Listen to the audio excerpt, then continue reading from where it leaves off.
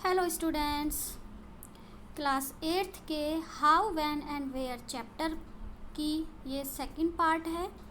इसके first part का जो लिंक है वो आपको डिस्क्रिप्शन बॉक्स में मिल जाएगा, आप वहाँ से पढ़ सकते हैं।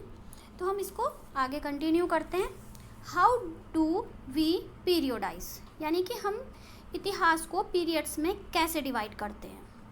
तो 1817 में जेम्स मिल नाम के एक स्कॉटिश इकोनॉमिस्ट और पॉलिटिकल फिलोसोफर थे, जिन्होंने एक बड़ी भारी भरकम 3 वॉल्यूम्स की बुक पब्लिश की थी, a history of British India. इसमें उन्होंने इंडियन हिस्ट्री को 3 पीरियड्स में डिवाइड किया था, हिंदू, मुस्लिम एंड ब्रिटिश। और ये जो पीरियोडाइजेशन था इसको वाइडली एक्सेप्टेड भी किया गया था। किंतु क्या आप सोच सकते हो इसमें कुछ प्रॉब्लम्स थी? डेफिनेटली इसमें प्रॉब्लम्स थी, क्योंकि इसको जो डिवाइड किया गया था वो इस तरीके से किया गया था कि जो उस समय रूल करने वाले शासकों का धर्म होता था, रिलीजन होता था, उसके बेस पे उन्होंने पूरे इतिहास को उसी की नज़र से देख के लिखा था। लेकिन हम हिस्ट्री को क्यों डिवाइड करते हैं, डिफरेंट पीरियड्स में हिस्ट्री को क्यों डिवाइड किया जाता है? तो ये इसलिए करते हैं हम कि हम एक ऐसा किसी भी पीरियड के जो सेंटर में जो भी चीज़ें होती हैं, जो कैरेक्टरिस्टिक्स होते हैं, उनको हम अच्छे से उनका अध्ययन कर सकें। उसके जो मेन फीचर्स हैं, उनके इर्द गिर्द जो भी घटनाक्रम चलता है, हम उसको अच्छे से पढ़ सकें। इसके लिए हम हिस्ट्री को डिवाइड करते हैं अलग अलग वॉल्यूम में। अब जो मिल था वो उसका जो मानना था ये था कि जो एशियन सोसाइटीज़ हैं वो बहुत ही लोअर लेवल पर हैं सिविलाइजेशन के, यानी यूरोप की अपेक्षा उनका जो सिविलाइजेशन है वो बहुत ही लो लेवल का है। तो वो हिस्ट्री में ये बताता है कि जब ब्रिटिशर्स भारत में आए तो उस समय हिंदू और मुस्लिम यहाँ पर अलग अलग पार्ट में शासन कर रहे थे, और उस समय जो रिलीजियस इंटॉलरेंस थी वो कास्ट टैबूज और सुपरस्टिशियस यानी अंधविश्वास, ये सब यहाँ पर फैले हुए थे। तो मिल का ये सोचना था, मिल ने ये फैल किया, ये अनुभव किया कि जो ब्रिटिशर्स हैं वही भारत को सिविलाइज कर सकते हैं। तो इसके लिए उसने यहाँ पर यूरोपियन मैनर्स को इंट्रोड्यूस किया। मिल ने सजेस्ट किया था कि ब्रिटिश को पूरे इंडिया को अपने अंडर में कर लेना चाहिए, और तभी जो भारत के लोग हैं वो सभ्य हो सकते हैं, और ये जो काम है वो विदाउट ब्रिटिश हेल्प कंप्लीट नहीं हो सकता है। तो इस तरीके से जो उसका हिस्ट्री को प्रेजेंट करने का आइडिया था वो ये था कि जो यूरोपियन हैं या ब्रिटिशर्स हैं, उनका जो रूल है वो भारतीयों को प्रोग्रेस और सिविलाइजेशन करने के लिए है। लेकिन क्या हम हिस्ट्री को हिंदू और मुस्लिम में डिवाइड कर सकते हैं? क्या किसी शासक के धर्म के आधार पर इतिहास का विभाजन किया जा सकता है? या क्या सभी जो भी भारत में जो भी शासक होता था, क्या उनका सबका अलग अलग धर्म नहीं होता था? क्या वो एक ही धर्म का पालन करने वाले होते थे? ऑफ कोर्स नहीं। तो ये जो विभाजन था ये बिल्कुल ही गलत था। तो हम ब्रिटिश क्लासिफिकेशन से अलग जब जाते हैं तो जो हिस्टोरियंस हैं वो यूजुअली इंडियन हिस्ट्री को एंशिएंट, मिडिवल और मॉडर्न में डिवाइड करते हैं। इस डिविजन्स की भी अपनी प्रॉब्लम्स हैं। ये एक ऐसा समय काल था जो हमने वेस्ट से बोरो किया था, उधार लिया था। जो मॉडर्न पीरियड था वो उसमें ये माना जाता था कि जो मॉडर्निटी है, साइंस, रीजन, डेमोक्रेसी, लिबर्टी और इक्वालिटी, ये आधुनिक समाज की देन है, और जो मिडिवल समाज है उसमें ये सब नहीं होता है। तो वो उसको बहुत ही, जो मध्यकालीन समाज था उसको बहुत ही गलत मानते थे। लेकिन जो हमारे जो भारतीय इतिहासकार थे उन्होंने इस पीरियड को आधुनिक ना मान के इसको कॉलोनियल पीरियड माना। अब ये colonial period, what is colonial यानी औपनिवेशिक, कॉलोनियल क्या है? तो इस बुक में आप आगे पढ़ोगे कि जब ब्रिटिशर्स भारत में आए तो उन्होंने यहाँ के कंट्री को जीत लिया और अपने शासन को इस्टेब्लिश किया। जो यहाँ के लोकल नवाब और राजा थे उनको दबाकर उन्होंने अपने शासन को स्थापित किया। उन्होंने यहाँ की इकोनॉमी और सोसाइटी पर अपना कब्जा कर लिया। लोग अपनी ही एक्सपेंस को मीट करने के लिए उन्होंने रेवेन्यू कलेक्ट किया। यहाँ से सस्ते दामों पे उन्होंने सामान खरीदा, और जिन क्रॉप्स की उनको ज़रूरत थी एक्सपोर्ट करने के लिए वो उन्होंने यहाँ प्रोड्यूस कराई। और इस दौरान जो जो चेंज आए वो तुम आगे चैप्टर्स में पढ़ोगे। तो ब्रिटिश शासन के दौरान जो ये चेंज आए कस्टम्स में, प्रैक्टिस में, वही सब कॉलोनियल कहलाता है।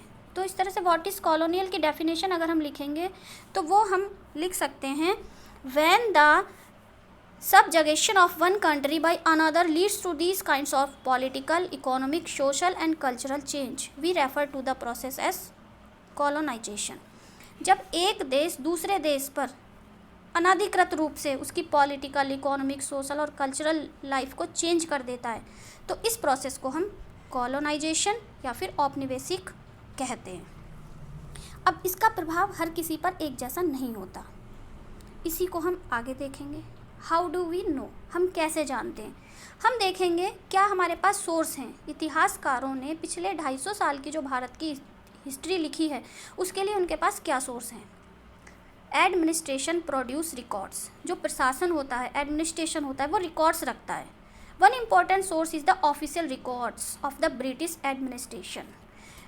इतिहास को जानने का जो हमारे पास इम्पोर्टेंट सोर्स है वो है ब्रिटिश एडमिनिस्ट्रेशन द्वारा लिखा गया रिकॉर्ड। ब्रिटिश इस चीज़ पर विश्वास करते थे कि जो राइटिंग का काम है वो बहुत ही इम्पॉर्टेंट है। कोई भी instruction, plan, policy, decision, agreement, investigation कुछ भी हो उसको क्लियरली राइट अप करके रख लेना चाहिए। अगर एक बार ये काम हो गया तो फिर किसी भी चीज़ पर हम प्रॉपरली स्टडी भी कर सकते हैं और डिबेट भी कर सकते हैं। तो इसके लिए उन्होंने मेमोज लिखे, नोटिंग्स की, रिपोर्ट्स लिखी। और ब्रिटिश इसके अलावा ये भी महसूस करते थे कि जितने भी ये इम्पोर्टेंट्स डॉक्यूमेंट्स हैं और लेटर्स हैं इनको प्रिजर्व भी तो करा जाना चाहिए। भाई लिख तो ली सब चीज़ें लेकिन इनको सुरक्षित रखना भी तो चाहिए। तो इसके लिए उन्होंने रिकॉर्ड रूम्स बनाए। जितने भी उनके एडमिनिस्ट्रेटिव इंस्टीट्यूशंस थे सभी में उन्होंने रिकॉर्ड्स रूम बनाए। विलेज में तहसीलदार ऑफिस होता था, village tehsildar office, collectorate, commissioner office, provincial secretariats, law courts, और इन सब में अपने अपने रिकॉर्ड रूम होते थे।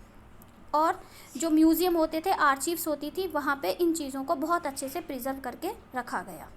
जो लेटर्स और मेमोज एक ब्रांच से दूसरे ब्रांच में जाते थे उनको हम आज भी इन आर्चीव्स में, जो अभिलेखागार होते हैं वहाँ पर आज भी हम उनको देख सकते हैं। तो आगे हम देखते हैं कि जब 19th सेंचुरी में आते आते इन सबको बहुत अच्छे से केयरफुल्ली कॉपीड किया जाने लगा और बहुत अच्छे से ब्यूटीफुल्ली रिटन बाय कैलीग्राफिस्ट होते हैं जिनकी बहुत सुंदर राइटिंग होती है।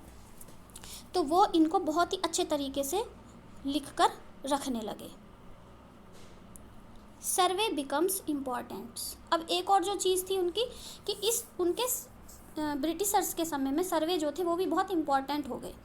उनका ऐसा मानना था, ब्रिटिश ये बिलीव करते थे कि किसी भी कंट्री को अच्छे से जानने के लिए, किसी भी कंट्री पर अच्छे से अपने शासन को चलाने के लिए उसको बहुत अच्छे से जानना ज़रूरी है।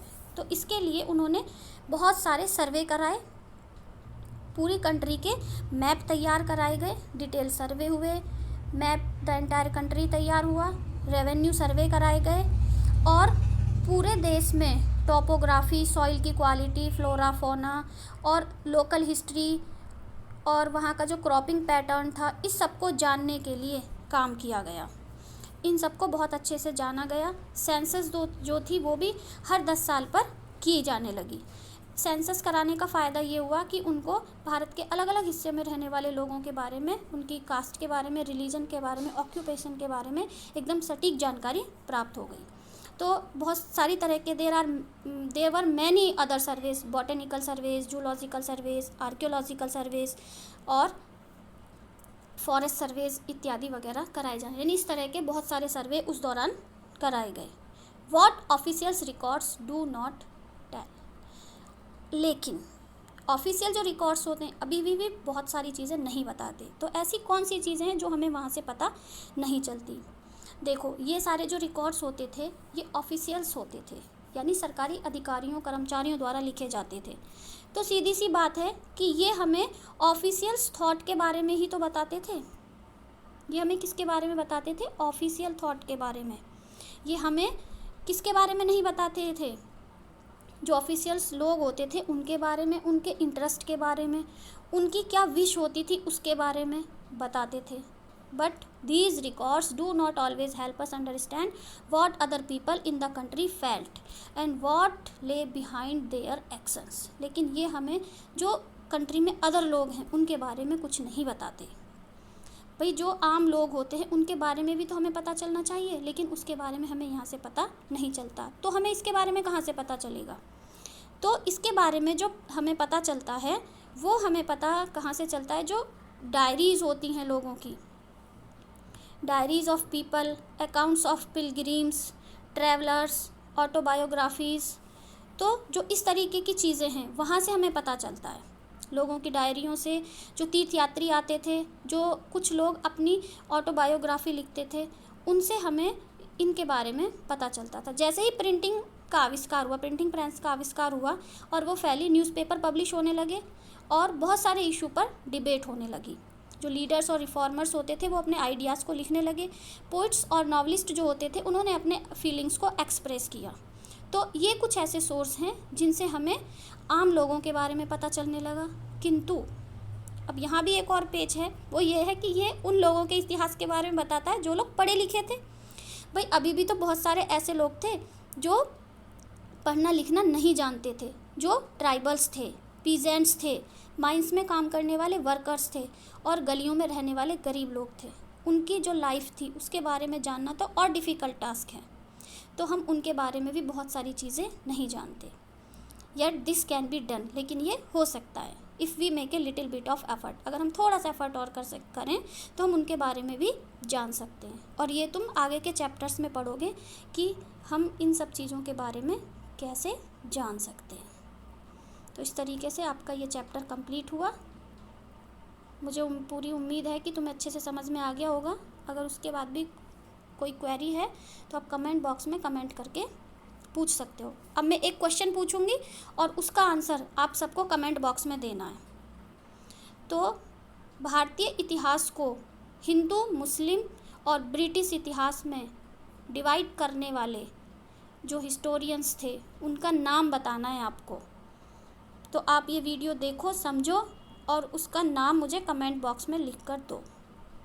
ओके।